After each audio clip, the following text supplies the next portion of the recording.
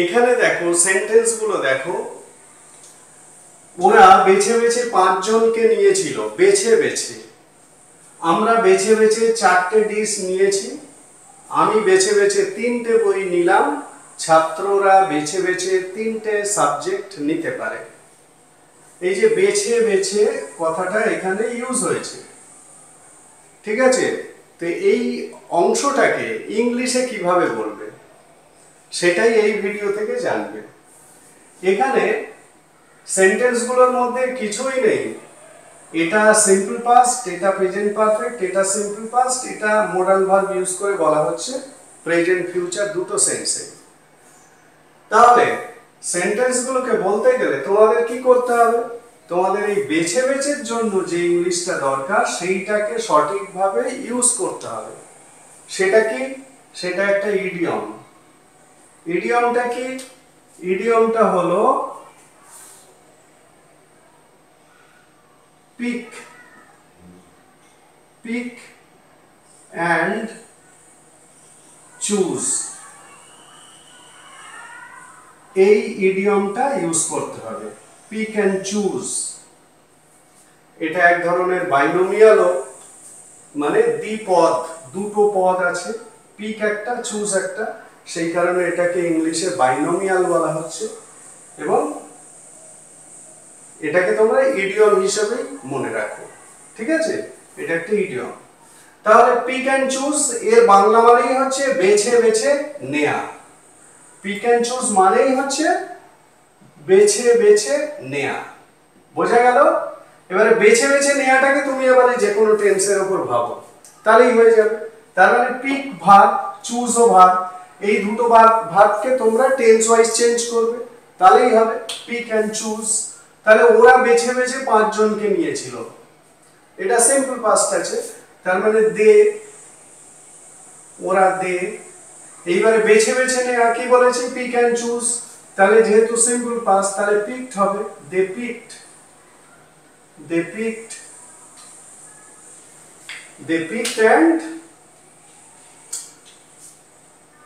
they picked and choose। এই স্পেলিংটা কিন্তু দেখবে, মানে লেখার সময় স্পেলিং এর ব্যাপারটা আসবে, কিন্তু বলার সময় ওই একই ভাবে বলতে হবে, they pick and choose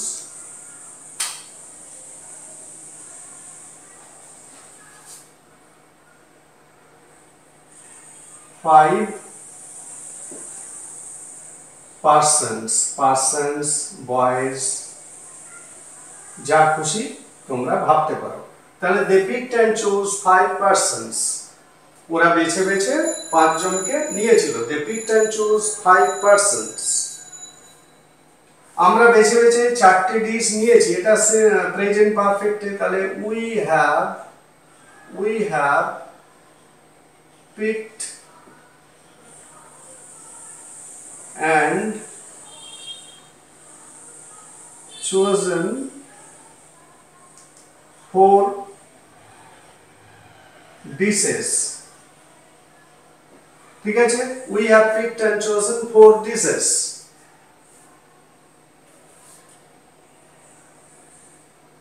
আমি বেছে বেছে 3টে বই নিলাম, সিম্পল পাস্ট, তাহলে I picked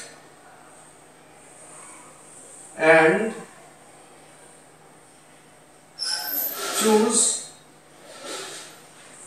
3 books।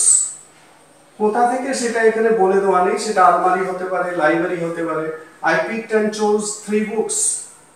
ছাত্ররা বেছে বেছে 3টে বিষয় নিতে পারে, students can pick and choose 3 subjects,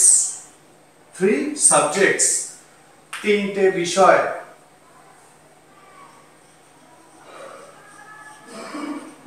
ঠিক আছে? Students can pick and choose 3 subjects, ছাত্ররা বেছে বেছে 3টে বিষয় নিতে পারে। তাহলে বুঝতে পারলে কিভাবে ইংলিশগুলো করা হলো।